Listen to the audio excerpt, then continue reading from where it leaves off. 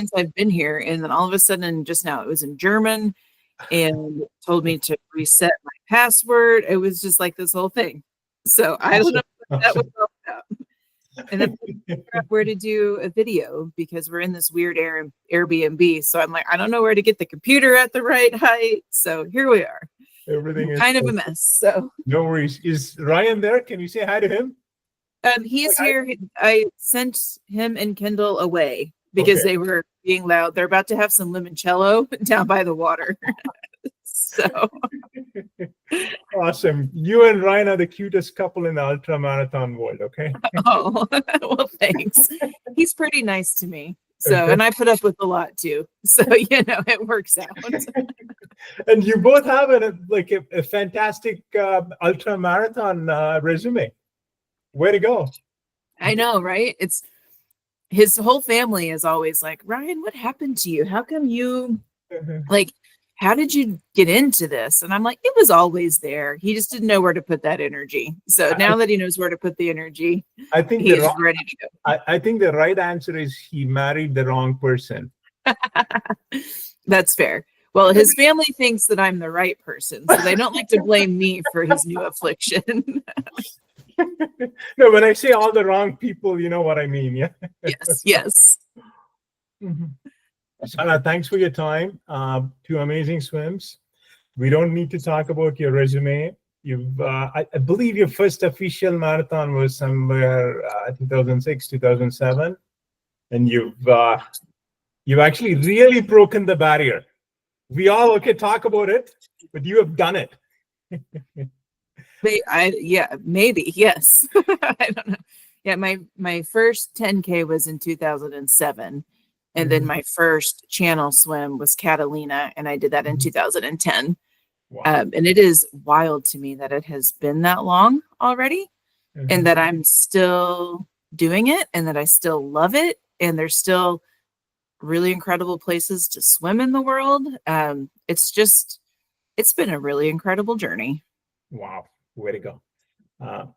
There is one element that I wanted to focus on. What does pain mean to you, Sarah? And how do you process it? How do you deal with it? What is fame? Is that what you said? Pain. I was like, I'm not famous. I was like, no one outside of the swimming world. Pain. Everything hurts a little bit. It hurts to sit on the couch too long. So you might as well go out and be in the water and let the water do it to you. And you do. It's just, I always tell myself that pain is temporary and it won't last forever. So it doesn't matter how tired I am or whatever is happening in a swim. As soon as I get out, that pain is gone. Sure, maybe I'll be tired, sore, whatever, but that pain will go away.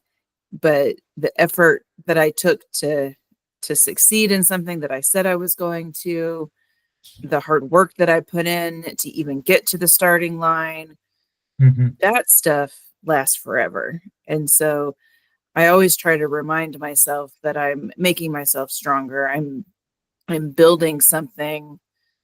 I'm building something new. I'm pushing myself to do something that I've never done. And it makes those temporary moments of pain and discomfort worth it. So training is where everything happens, making your training harder than the real event or whatever you're about to take on. So that's your response. Is that where you deal with a lot of pain that you are about to experience? Is that the answer? Is that Yeah, I think you have to do the work before you start a marathon swim. And you have to push yourself to the brink of what you're capable of in training if you think you're going to be able to accomplish that during your big event. If you haven't pushed yourself beyond what you think you can do when you're leading up to it, then there's no way that when that moment comes in a long swim that you're going to be able to push past those hard moments when you're actually doing your event.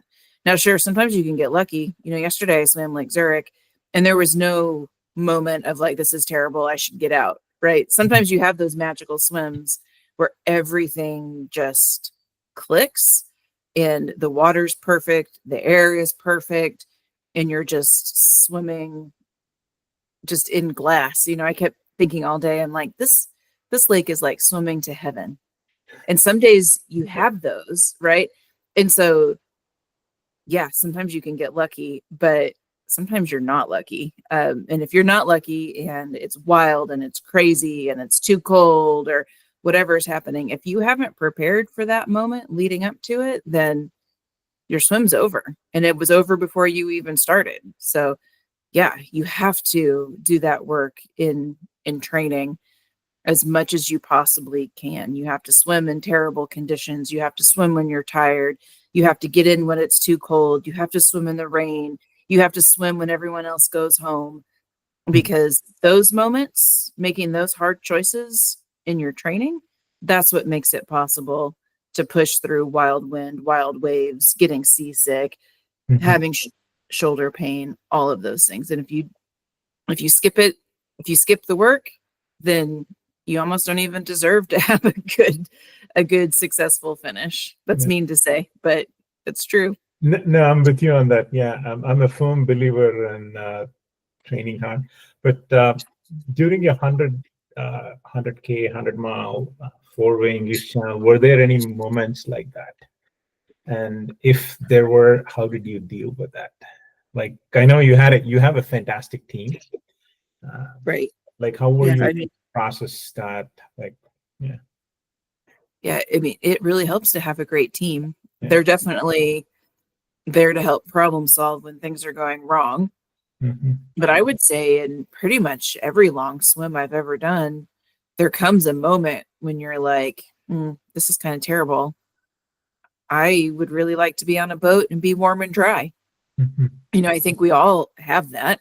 I think any marathon swimmer you talk to, they'll tell you, there's a point in for all of us where it's like, yeah, getting out, quitting, that would definitely be the easier choice right now.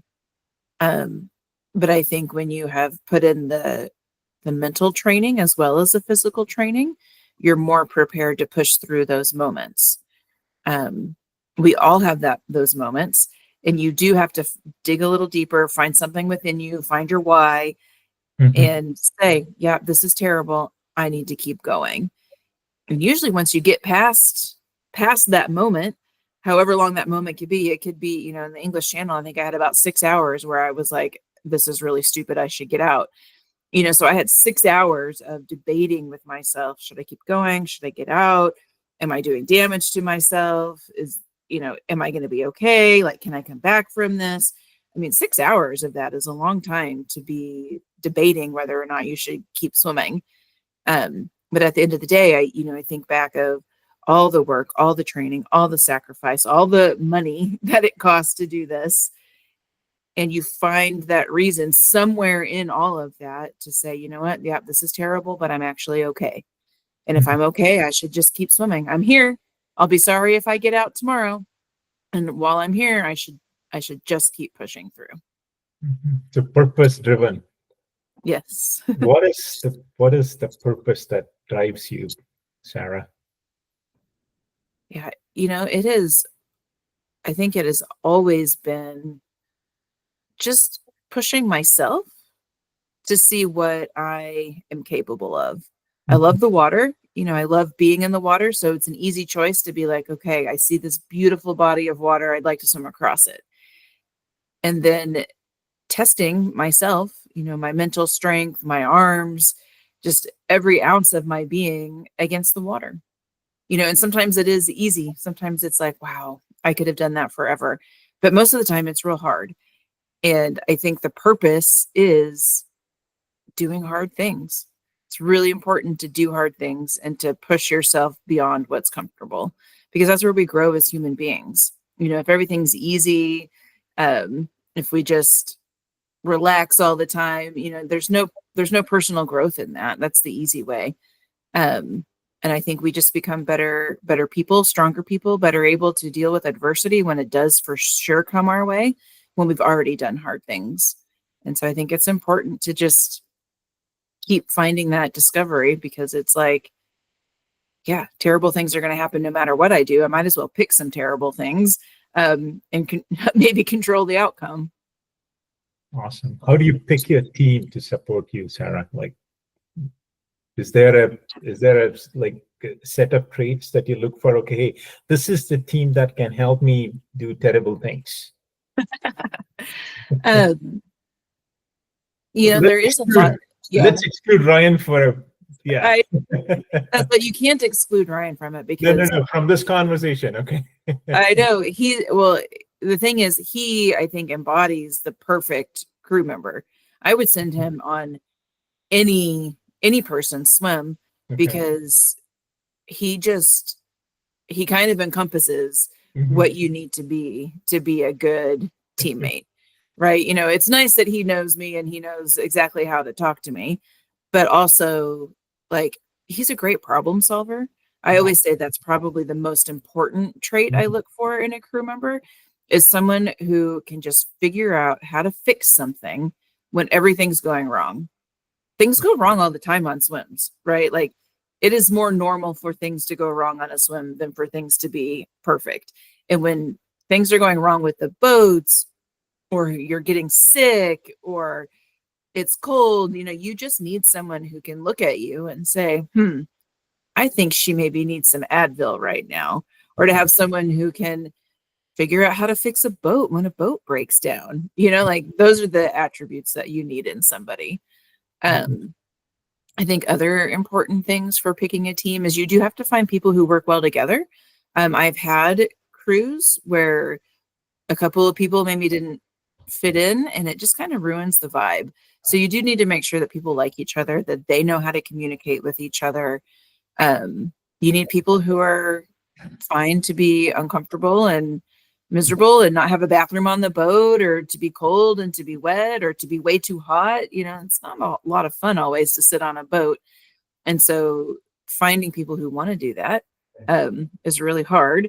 And finding people who can suffer right along with you is even harder. So, and I was actually thinking about this the other night when we were swimming across Lake Constance. Everything was going wrong. It was wild. It was windy. Like, the boats were not happy about the situation. But beyond Ryan, like, the rest of the crew was really committed to, like, making the swim possible. And so you need it, like, in your crew, but you also need it in your boat captains, right? You need a boat captain that's committed to your mission and who won't give up on you when it gets tough. So it takes just a lot of factors to make a swim happen. And you have to have good boats. You have to have good boat pilots. You have to have good crew. They have to work together. They have to communicate. They have to problem solve. It's a hard job to crew. It is. Are you able to translate or transform anything that you've learned in terms of building your crew or getting your crew to help you get across the lake to your work? Or yeah, sure. I mean, I think it's the same thing we teach kids in school, right? Like, that's why you sign kids up for sport when they're young, because that hard work and dedication that you put into swimming or making it across a lake, like, you need that at work too, right? I work with people sometimes that they just don't have the, like, stick-to-itiveness, for lack of a better term, right? Where it gets kind of hard at work or stressful, and they kind of shut down because they've never had to deal with stressful moments and situations outside of work. And it's, like, overwhelming to people. And so I think, the grit that you learn, the perseverance, the, like, dedication, all of that translates into your job as well. So I know I'm a recruiter for work. So I talk to a lot of people who are looking for jobs. And this is maybe not terrible, but I do love to see people who were athletes on resumes, because I know that if you were an athlete, that you learn to work as a team with people, you learn how to communicate, you learn how to lose, you learn how to succeed. There's just so many things from sport that translates into work. And so I do think, parents should sign their kids up to do sports, even if the kid doesn't love it. Find one that they like the most, and have them do something athletic, because it does teach you so much just about life. It makes you more successful in a career, just invaluable lessons for sure. Awesome. Yeah. And you mentioned about, okay, athletes should learn to lose failure. Mm-hmm. What does it mean and how do you deal with it? Or like, at least what's your message? I know, like I've seen, I've been watching you since 2006, since you have come, you've shown yourself to the rest of the world. I don't think you've ever failed, but I'm sure like during training or like somewhere that when you were trying to get to the next step to reach the starting line, you must have struggled with it. Like, how do you deal with it? How do you, yeah. Mm-hmm. Sure. I mean, I feel like I fail in the swimming pool every single day.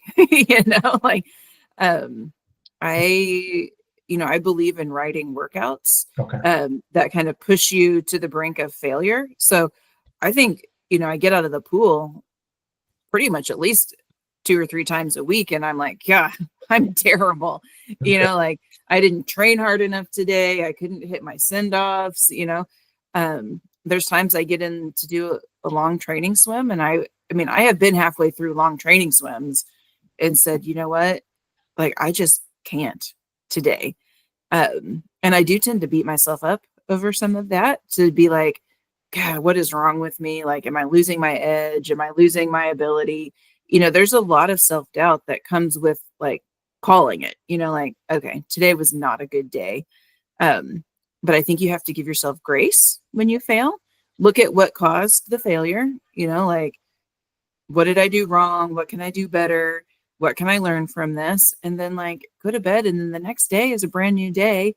And it doesn't matter that you failed yesterday. You can still get up today and start over with something new and try again, and I think to me, that's what life is, it's like failing and then getting up tomorrow and giving it another shot. Awesome. Yeah. So Sarah, like the adventures that you go after are very difficult. So in order to be in the sport for a very long time and you're still pushing it, how do you consistently go back and keep doing it and like keep raising the bar for everybody? Like how, like, I mean, yeah, like training. You've been an athlete for so long. How do you keep pushing? Because I see your workouts and they're like ridiculous. Okay. I used to do them as a kid, but not anymore. Yeah. Like, how do you do that on and on and on? Yeah. Mhm. I do still love it. I think that's what makes it possible for me, is that I love being in the water. I think it's a privilege to be able to train. There are so many people that don't have that opportunity.